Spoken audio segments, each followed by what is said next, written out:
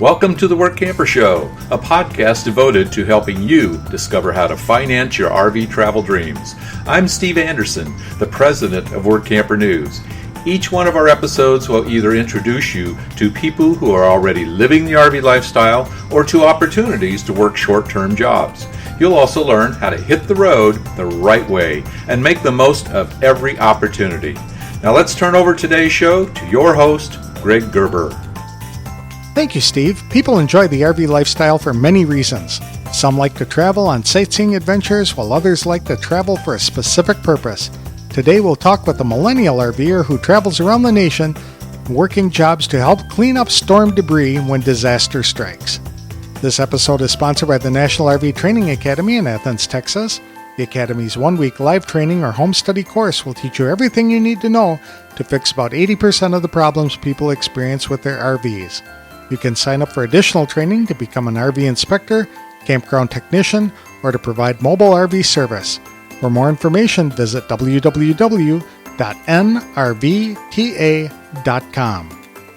For the past 9 years, Macgyver Hlad has found a work camping niche.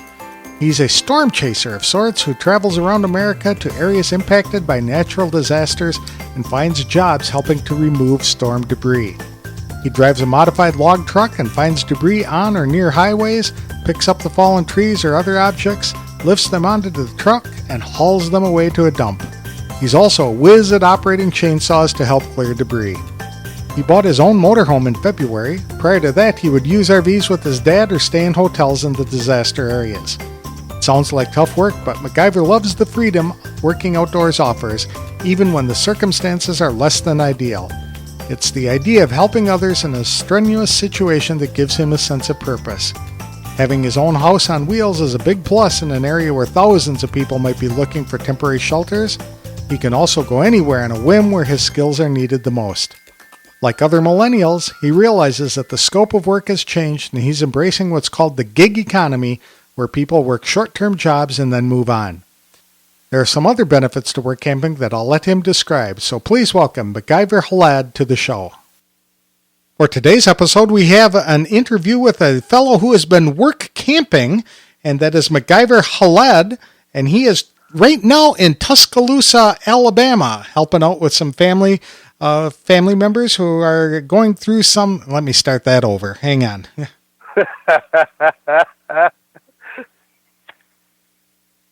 For this section of the show, we are going to talk with a work camper who has been working for a while doing debris cleanup after storms. His name is Macgyver Hlad, and right now he's in Tuscaloosa, Alabama.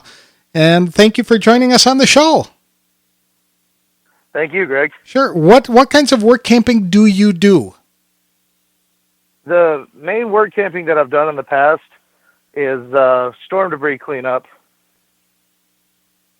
And that involves taking down trees and rebuilding houses, that type of thing? I don't really do the rebuilds. Normally, we work under FEMA contracts. I know people that have trucks. My dad has a truck. I've worked with him a good bit, and I've worked with others as well. But it'll have a big box truck, kind of like a modified log truck with a grapple on it. And we go, and anything that's on the side of the road in the right-of-way, we grab it, throw it in the box, and haul it to the dump. So, sounds like it would involve a chainsaw. Yes. I have a lot of experience with a chainsaw. And how long have you been doing this kind of debris cleanup? On and off, 8 years since I was 19. Okay. Well, that's good. So you got some experience doing this? Hang on. Let's see. Go back to freshman 18. So 18. Okay. 9 years. Yeah. 9 years. Very good. And how do you find these jobs typically? Well, what normally happens is I watch the news. I see, a hurricane has hit or tornado touchdown. There was a bad blizzard ice storm this past summer, summer of 2018. There was actually a microburst, which is a very small concentrated thunderstorm in Connecticut. we went and worked that. But we find out, you watch the news and you see, okay, there's this storm here. Well, you go through and you find out what connections you have that are in that area, or you call people, that you've worked with in the past and find out if they have connections. And eventually you either get into the job or you don't. That's kind of, that's it. Yeah. So right now you're primarily working for contractors under the Federal Emergency Management Agency, or FEMA. Yeah, I work for subcontractors that are subcontracted underneath another subcontractor. American shell game. Yeah, that's right. Exactly. And how long have you been RVing?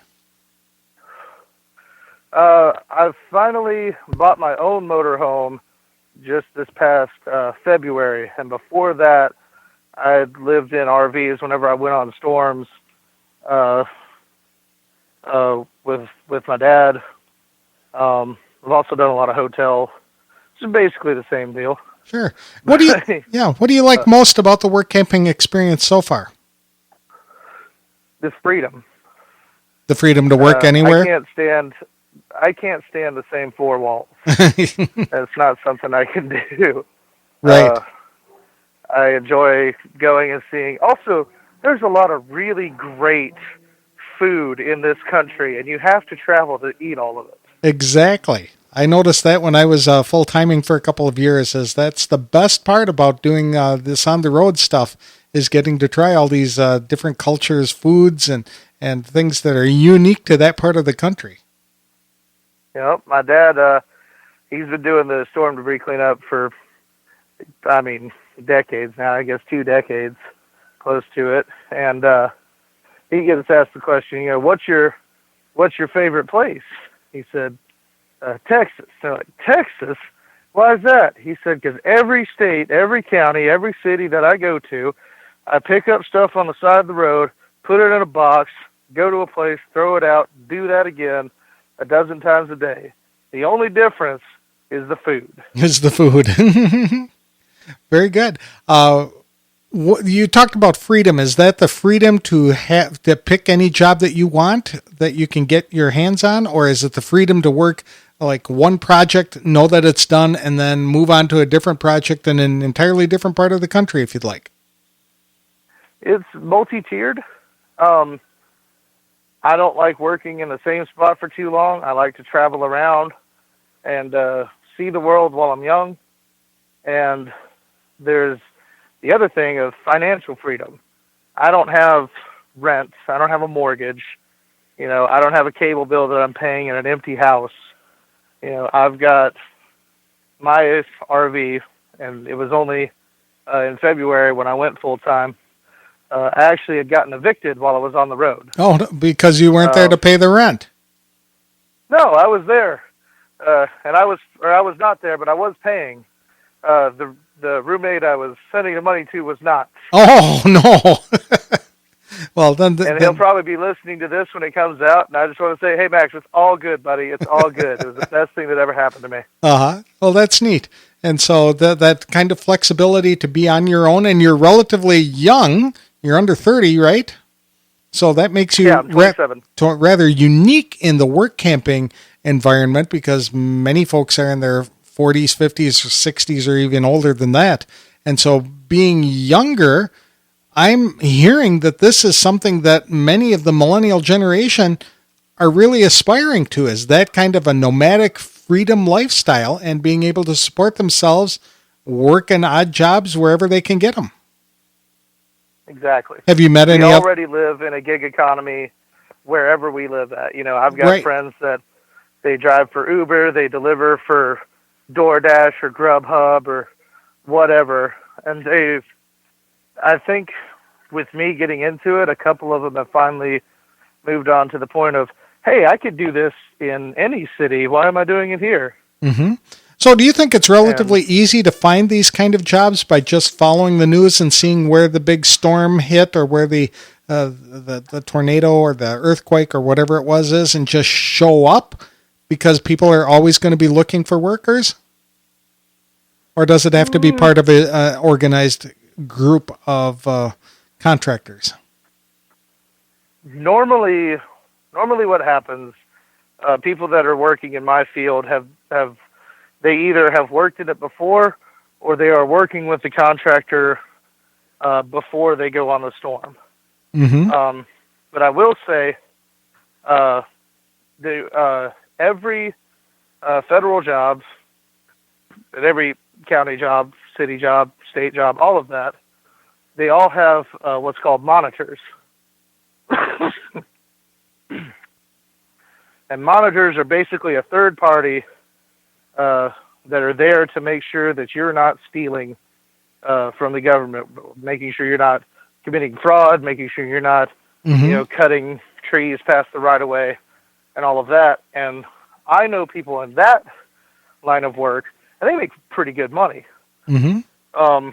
But I know people in that line of work that they are work campers, even though, they may not be members of any specific, site or anything. But I've got friends that have, that do that. They travel around and they go and work.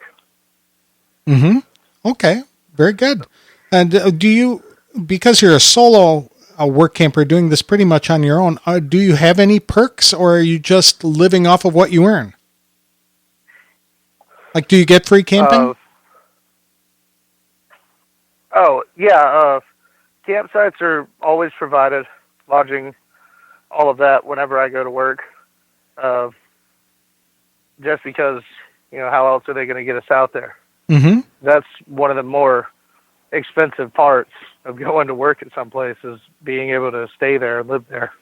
Well, especially in areas that have been devastated by a big storm. A lot of houses are down, hotels are down, etc. The premium for places to stay is high, and so having an RV and being able to live in a campground, I would think, would give you even more flexibility and make it even more desirable to hire somebody like you. Mm-hmm. And like you look at when we were working in Wilmington, North Carolina, and the surrounding areas just this past winter, from Hurricane Florence, when we got there, we didn't have a campsite. We had some other guys, they were staying there. They rented out a condo or whatever. But there weren't any campgrounds really that were up and running when we got there. So we just stayed at the I'm trying to come up with the proper term, the DMS, the debris management site. That's where we go.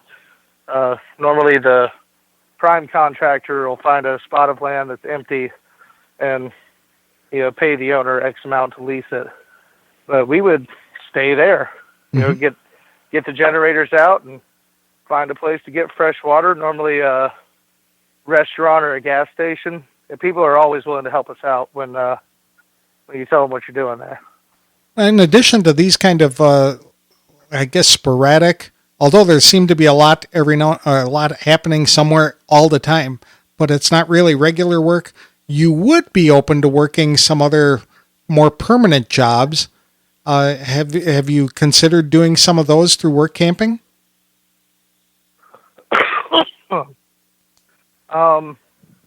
Yes. Like right now, I'm sort of staying, I guess you'd call it, I'm staying available. Just picking up odd small jobs here and there in case another major hurricane actually does hit U.S. soil. Because I'll have to, I don't want to have to put in a notice. I'd rather just be able to pick up and go. Mm-hmm. But if one doesn't happen by like mid-October or, whenever the time is, I'll probably stay in Tuscaloosa for, a couple of seasons, get a job, and just save up some money. Okay. And, if something happens while that's going on, then yeah, I'll pick up and go. But as far as traveling around to somewhere more permanent, it'd have to be somewhere beautiful, like Yellowstone, Yosemite, something great like that. I would definitely consider going to. Okay. Now, you have noted that, when we were talking before we started the interview, that there have been some challenges that you faced, that you wish you could bring to the attention of work camper employers. And one of them is the fact that you're a single guy. And have you found some pushback on that? Because many of them are hiring couples or looking for couples only. Yeah, some of the things that I would like to go to a campground and be a front desk / maintenance guy somewhere, but they're always looking for couples because they get that 2-for-1, twice the work for one site that they give. Mm-hmm. But as somebody with goals down the line, I can't go work somewhere that's just FHU. I've got to have some sort of money coming in.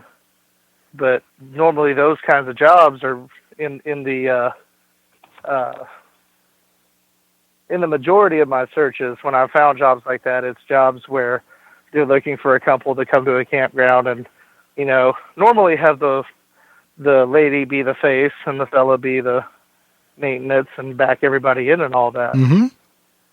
And it makes it difficult as just I'm just one guy. I've got 2 small dogs, and I just want to go places, see interesting stuff, and make some money while I'm doing it. Okay. So we're hoping that work campers take that into consideration. You'll work twice as hard to get a job. I mean, 3 or 4 times if that's what we're going with. Okay, there you go.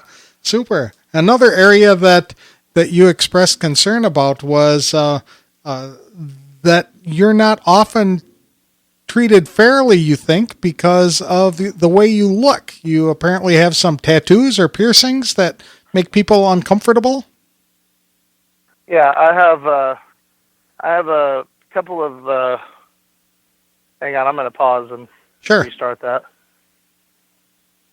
Yeah, I have visible tattoos. I have snake bites, which are 2 rings in my bottom lip, and I did have long hair that I had dyed blue, and because that's what I wanted to do. I didn't do this kind of stuff when I was 18 and trying to be rebellious. I did this because this is who I feel I am. I want to project who I am on the inside to the outside. And I don't want to say it's discrimination, but because there are plenty of people that are disenfranchised that, that word is more reserved for them. But I have been looked over and told that they were looking for somebody different when they see a picture that's attached to my resume. Okay. It makes it difficult to get hospitality jobs. I won't mention any employers by name, but certain hospitality places and certain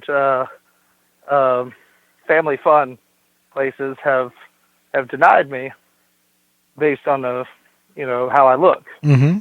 And I'd be willing to take my piercings out for a shift and put them back in. I'd be willing to wear like a long sleeve Under Armour underneath my work shirt or stuff like that. I'm willing to be accommodating. Okay, so you're a team player. You can't have that shirt because it's against the dress code or whatever. Okay, so you would hope that employers would be a little bit more accommodating in that regard and be willing to work with you that you'd be willing to work with them to cover up some of those things to make it more presentable or meet their standard for dress code or whatever the case might be. You just wish the employees would give you a chance. Exactly. Okay. That's all we want is a chance. That's right. Okay. So what? And you said after this current gig ends, where you're hanging out with some family members right now, you're hoping to probably move back in the Florida or the East Coast area if there are more storms that are headed back here. Otherwise, do you have any dreams as to the dream position that you have or would like to see?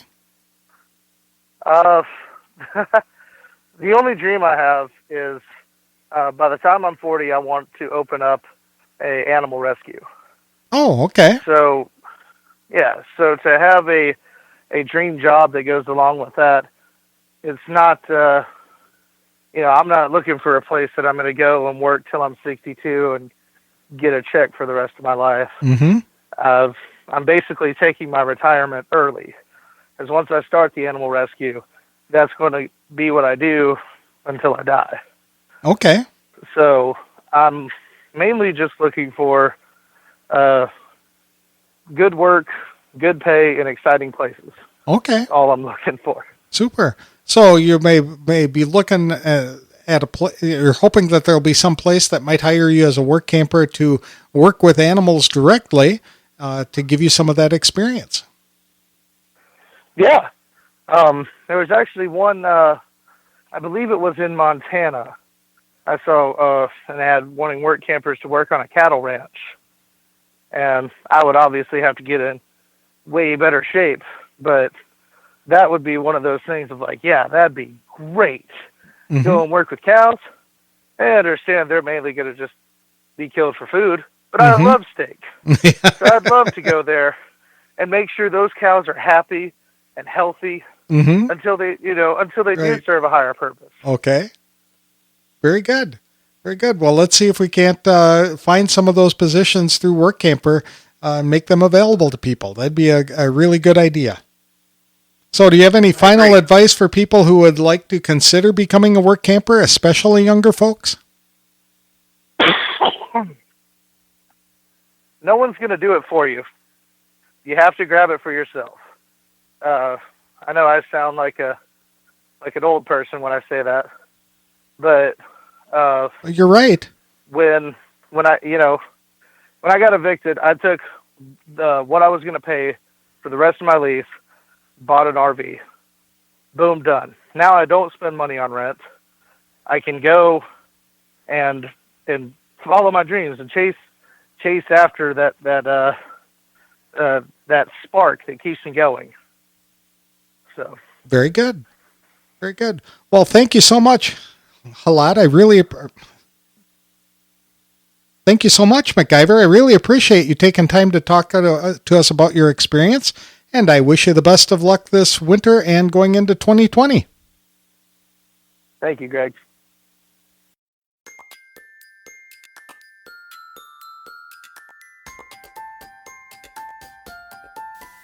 I've talked to people who have had some incredible work camping jobs, but I think Macgyver Hlad's experience is one of my favorite stories. While other people are running away from major storms and other disasters, Macgyver is running toward the area to help people and communities recover quickly. With tattoos, piercings, and blue hair, Macgyver isn't a typical work camper, but that hasn't stopped him from finding ways to support his love for travel by applying his skills in ways that make money and provide a true sense of purpose. He's traveling the country and saving money in hopes of finding a place to settle down in a few years to open an animal rescue facility. He's like me in that he loves to visit different areas of the country to enjoy the exquisite cuisines of that particular region. It's truly one of the best perks of full-time RVing. I wish Macgyver the best of luck as he pursues his dream, and if he can do it, you can too. Whether it's running a business from your RV or working short-term jobs for a variety of employers, Workamper News can give you information to help you plan a course to live your own dream and get you on the road faster than you thought possible. For more information about opportunities to live, work, and play in your RV, visit www.workampernews.com. This episode is sponsored by the National RV Training Academy in Athens, Texas. The Academy's one-week live training or home study course will teach you everything you need to know to fix about 80% of the problems people experience with their RVs. You can sign up for additional training to become an RV inspector, campground technician, or to provide mobile RV service. For more information, visit www.nrvta.com. That's all we have for today's show. Join us again next week when we explore another work camping opportunity. This one involves selling wine for a company called Prairie Berry Winery in South Dakota. Talk about a job with perks. Thanks for listening, and we'll see you next time on The Workamper Show.